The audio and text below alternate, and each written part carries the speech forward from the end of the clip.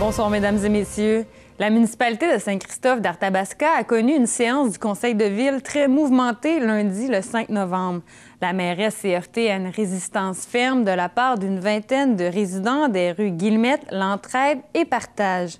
Ces propriétaires s'opposent fermement à ce que la municipalité change le nom des rues du secteur pour rendre le quartier plus sécuritaire et logique.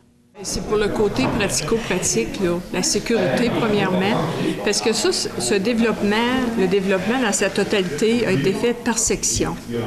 Puis à un moment donné, bon, c'était un bout, on appelait ça Guillemette, l'autre bout, L'Entraide, Partage.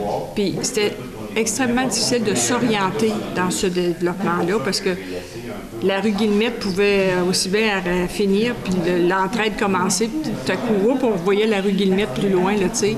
C'est pour ça, c'est simplement la sécurité, puis mettre ça, la logique.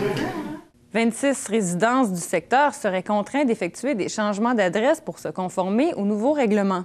Aucune consultation. On a reçu nos enveloppes sans aucune consultation.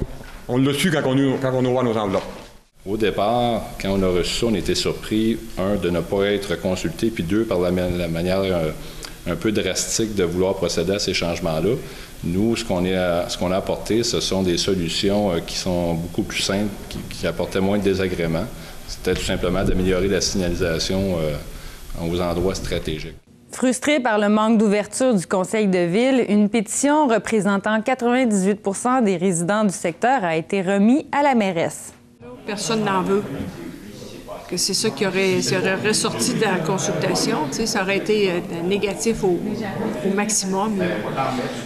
Puis on a été élus là pour gérer, administrer, puis prendre les meilleures décisions qui nous semblent les plus logiques aux membres du conseil. Fait que ça en est une décision qu'on a prise. Ulcérés, les citoyens ne baissent pas les bras et comptent poursuivre leur démarche de contestation du nouveau règlement qui a été adopté officiellement à la séance du conseil. Non, on n'abdictera pas. En fin de compte, on va aller voir si on a des droits qui n'ont pas été respectés.